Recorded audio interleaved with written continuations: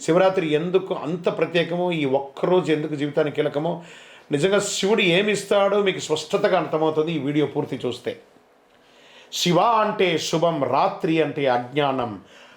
ఆ యొక్క శుభాన్ని ఇచ్చే శివుడు, అజ్ఞానాన్ని ఇచ్చే ఆ రాత్రిని తొలగించే రాత్రి శివరాత్రి.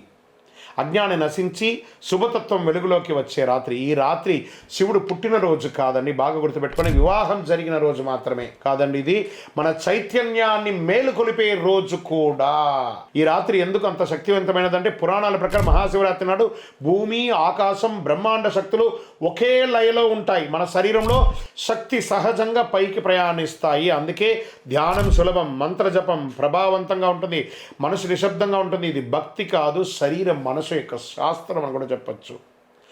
శివలింగం రాయి కాదు, దీని గురించి తెలుసుకోవాలి అందరూ కూడా. అది ఆకారం లేని పరమతత్వానికి చిహ్నం, సృష్టికి మొదలు, అనంతం లేని ఒక తత్వం అని కూడా చెప్పచ్చు.